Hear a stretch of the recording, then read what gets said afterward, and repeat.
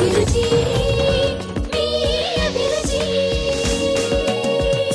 రాజు గారు. హలో అండి. సో గుమగుమల్లో ఈ రోజు ఏం వెరైటీ చేయబోతున్నారు? కొంచెం హెల్దీ రైస్ చేస్తున్నానండి. Healthy rice? ఎస్, కరివేపాకు నువ్వుల అన్నం. ఓ, సో గ్రీన్ రైస్ అన్నమాట. ఎస్, అంటే కరివేపాకు బాగా తెలుస్తూ ఉంటుంది. కరివేపాకు కూడా అంటే మనకు కొంచెం గ్రీనరీ కోటింగ్ లాగా వచ్చేస్తుందేమో కదా రైస్ కి. ఓకే,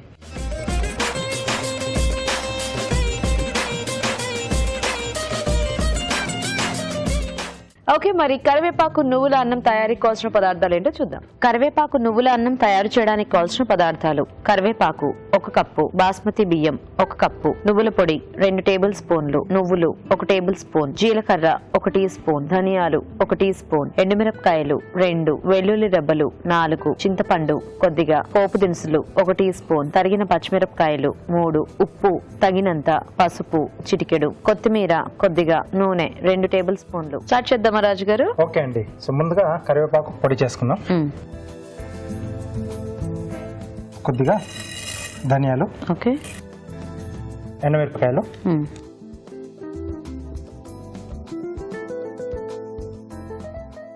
అలాగే కొద్దిగా జీలకర్ర అండి. ఓకే, సో అన్ని డ్రై రోస్ట్. అన్ని డ్రై రోస్ట్ అండి. సో దీంట్లో పప్పులు ఏం వాడట్లేదు. ఓకే, ఓన్లీ కరివేపాకు పొడి చేసుకుంటే కొంచెం పప్పులు కూడా వాడతాం. శనగపప్పు అది. సో ఇక్కడ మనకు రైస్ కాబట్టి అవి అక్కర్లేదండి. ఓకే, సో కొంచెం డ్రైగా చేసేసుకుంటే మనకి స్టోర్ చేసుకున్నా కూడా ఇబ్బంది ఉండదు. ఎస్, ఏమన్నా కొంచెం తడి అలా యాడ్ అయినా మళ్ళీ కొంచెం పాడైపోతూ ఉంటుంది. సో దీంట్లో కరివేపాకు, ఓకే,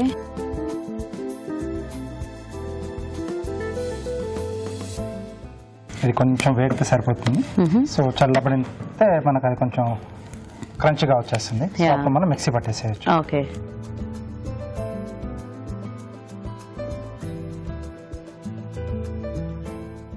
సో ఇది కొంచెం చల్లారిన తర్వాత మనం మిక్సీ పట్టేసేసుకో. ఓకే, సో అయితే చిట్కా చూసేస్తాము. ఓకే ఓకే అండి, ఇప్పుడు మనం ఒక చిట్కా చూద్దాం. ఇప్పుడు మీకోసం మొదటి చిట్కా. సీతాఫలాలు, సపోటాలు, మామిడికాయలు ఇలా కాస్త దూరగా ఉన్నప్పుడు తీసుకుని పండబెట్టుకుంటూ ఉంటాం మామూలుగా మనం ఇంట్లో. ఇవి తొందరగా పండాలి అంటే పేపర్లో చుట్టి బియ్యం డబ్బాలో కానీ లేదా ఏదైనా ఎయిర్ టైట్ కంటైనర్లో ఉంచుకున్నట్లయితే, వేడిగా ఉన్న ప్రదేశంలో ఉంచినట్లయితే ఇవి త్వరగా పండుతాయి.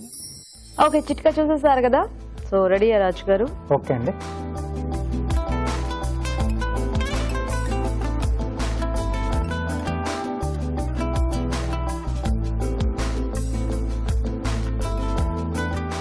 సో అన్ని కూడా మిక్సీ జార్లోకి తీసేసుకొని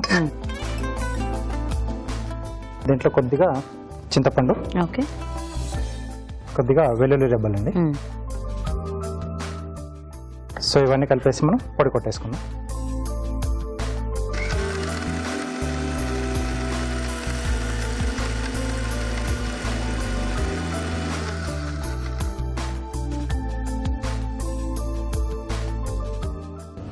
ఓకేనా? ఓకే, సో ఇలా సరిపోతుంది. సో ఇక పొడి కొట్టేసుకుంటే మనకి మిగతాదంతా సింపుల్ గా చేసేసుకో. సింపుల్ గానే జస్ట్ మనం పోపు అది వేసేసుకొని. సో నువ్వులు కూడా మనం అట్లా పౌడర్ లా వేసుకుంటున్నాం రాజు గారు, లేకపోతే నువ్వులు పప్ప 2 కూడా యాడ్ చేస్తుంది. పప్పులు ప్లస్ నువ్వులు అంటే వేయించేసి కొంచెం పొడి కూడా చేసి పెట్టాను. సో 2 రకాలుగా వాడుతున్నాం మనం. ఓకే, సో నూనె కొంచెం వేడెక్కిన తర్వాత పోపు దినుసులు,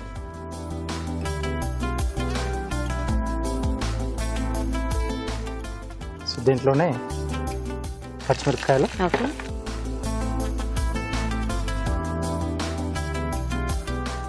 సో మనం రెడీ చేసుకున్న పౌడర్ ఇక్కడ వేస్తున్నాం అండి. సో ఫ్లేమ్ తగ్గించుకోవాలి, లేకపోతే అంటే మనకు పొడి కొంచెం మాడిపోయే ఛాన్స్ ఉంటుంది. సో లేదా ఇది ఆల్రెడీ వేయించింది కాబట్టి అన్నం వేసినా కానీ వేసి కలుపుకోవచ్చా మనం? అలా కూడా కలుపుకోవచ్చండి. సో ఇక్కడ మళ్ళీ అంటే మరీ ఎక్కువగా నేను ఇక్కడ వేయించట్లేదు దీన్ని. సో కొంచెం, ఓకే, కొద్దిగా పసుపు, ఓకే,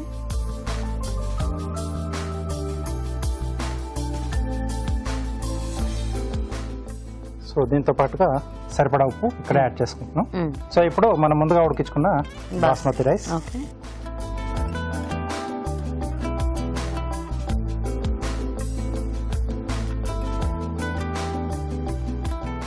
నువ్వుల పొడి,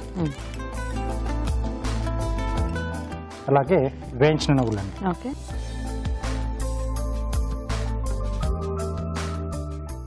సో ఉట్టి కరివేపాకు ఫ్లేవర్ కొంచెం మనకి అంటే అందరికి అంత ఎక్కువ నచ్చదు కదా, అంటే కొంచెం లైట్ ఒగరు ఉంటుంది కొద్దిగా, అంటే దానికి ఒక డిఫరెంట్ టేస్ట్ ఉంటుంది కదా.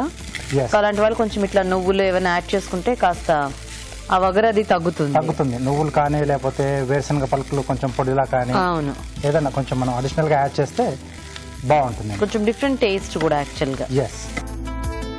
సో ఆల్మోస్ట్ అయిపోయిందండి. ఓకే, ఆ పచ్చిమిరపకాయలకు కూడా మంచిగా కోటింగ్ వచ్చేసింది కాబట్టి హ్యాపీగా అవి కూడా తినేయచ్చు. చాలా బాగుంది, అసలు ఘాటు లేకుండా కరివేపాకు ఫ్లేవర్ వచ్చేసింది వాటికి, నువ్వులు ఇంకా కమ్మదనం కూడా యాడ్ అయిపోయింది. సో పైనండి కొద్దిగా నువ్వులు, ఓకే,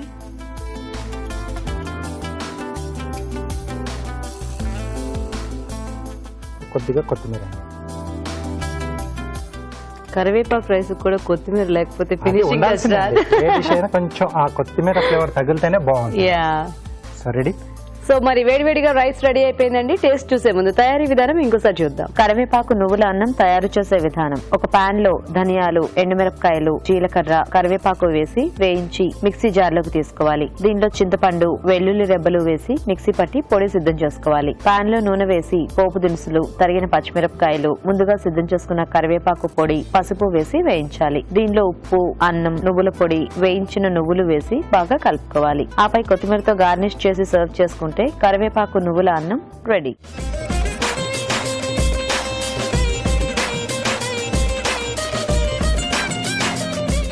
ఓకే, మరి రైస్ తయారీ విధానం చూసారు కదా, టేస్ట్ చూడండి రాజు గారు.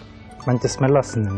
సో నువ్వులు అలాగే కరివేపాకు జనరల్ గా కూడా అంటే మనం కొంచెం ఫ్రై చేయగానే చాలా మంచి స్మెల్ వస్తుంది. అండ్ పౌడర్ చేస్తే అది ఇంకొంచెం పెరుగుతుంది.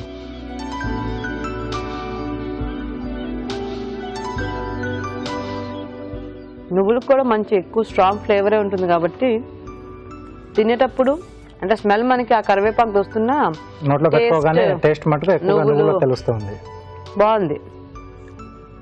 సో అంటే ఎక్కువ కరివేపాకు స్మెల్ కానీ అంటే ఆ టేస్ట్ కానీ నచ్చదు అనుకునే వాళ్ళు ఇలా ట్రై చేయొచ్చు. నచ్చేవాళ్ళు ఎప్పుడు కరివేపాకు అనగానే ఒకే రకంగా చేస్తూ ఉంటారు.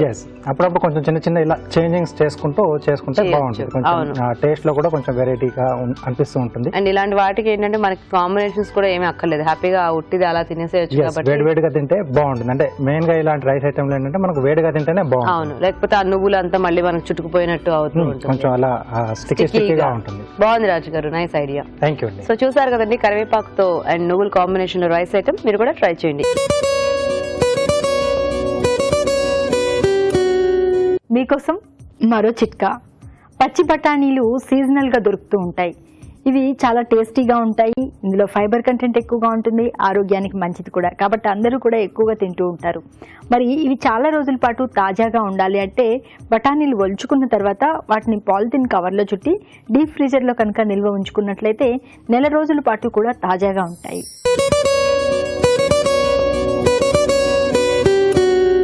ఇప్పుడు మీకోసం మరో చిట్కా. తలలో చుండ్రు ఎప్పుడూ చికాకు పెట్టే సమస్యే. చలికాలంలో అది మరింతగా పెరుగుతూ ఉంటుంది, చాలా అసౌకర్యంగా ఉంటుంది. అంతేకాకుండా జుట్టు కూడా బాగా రాలిపోతూ ఉంటుంది. మరి చుండ్రు తగ్గించుకోవాలి అంటే బాగా పుల్లగా ఉన్న పెరుగులో కొద్దిగా నిమ్మరసం కలుపుకొని బాగా మిక్స్ చేసుకుని తలంతా పట్టించుకుని ఒక హాఫ్ అన్ అవర్ వరకు అలాగే ఉంచేసి దాని తర్వాత గోరువెచ్చటి నీటితో షాంపూ చేసుకుంటూ ఉండాలి. ఇలా వారానికి ఒకసారి చేస్తూ ఉండాలి. ఇలా చేస్తూ ఉన్నట్లయితే చుండ్రు చాలా త్వరగా తగ్గిపోతుంది, జుట్టు కూడా హెల్తీగా పెరుగుతుంది.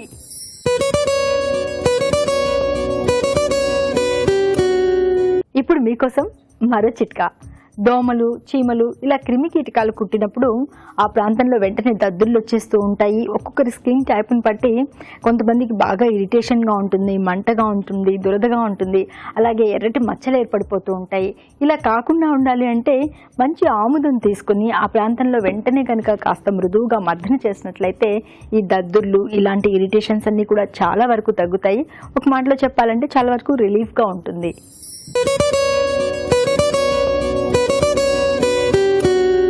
ఇప్పుడు మీకోసం మరో చిట్కా. మామూలుగా 8 ఇయర్స్ 10 ఇయర్స్ 11 ఇయర్స్ ఇట్లా ఈ ఏజ్ పిల్లలు స్కూల్కి వెళ్ళే పిల్లల్లో కడుపులో నులిపురుగులు అనేవి ఎక్కువగా తయారవుతూ ఉంటాయి. ఇలాంటప్పుడు నులిపురుగులు తగ్గాలి లేదా కడుపులో ఏదైనా బ్యాక్టీరియా ఉంటే అదంతా పోవాలి అంటే షాజీరాని నీళ్ళలో వేసి బాగా మరిగించి కషాయంలాగా తయారు చేసి అది కాస్త గోరువెచ్చగా ఉన్నప్పుడు పిల్లలకు తాగించాలి, లేదా మనం తీసుకున్నా కూడా కడుపులో ఉన్నటువంటి నులిపురుగులు పోతాయి, బ్యాక్టీరియా కూడా పోతుంది.